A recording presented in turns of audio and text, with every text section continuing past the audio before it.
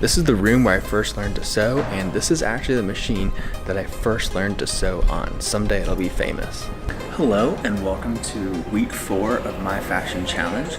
Last weekend I was in New Orleans for my grandfather's 80th birthday. We flew down and surprised him, and I think you can say he was quite surprised. This week we have something very bright and orange for us.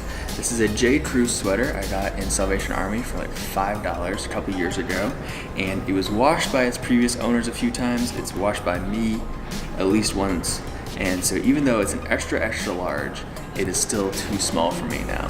So we're gonna add some strips of this brightly colored calico from a project I did a couple years ago and put them in down the sides of the sleeves and the body of the sweater.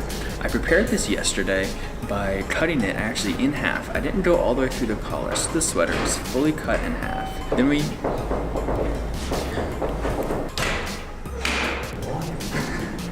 you filming right now?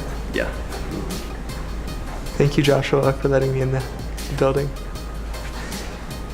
Then we merge the edge of the fabric, which is a special stitch that you usually find on the hem of your shirt. And what it does is it locks it in so that it won't fray.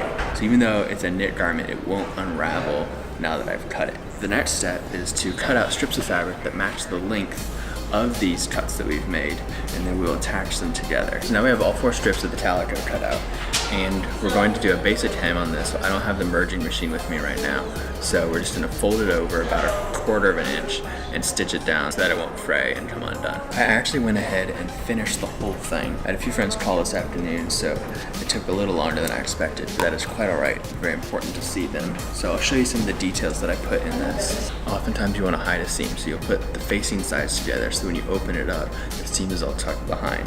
But here, I have the orange overlapping with the other pattern under here so that you can see the orange on top. And I'll have to iron this flat tomorrow so that it'll lay nicely.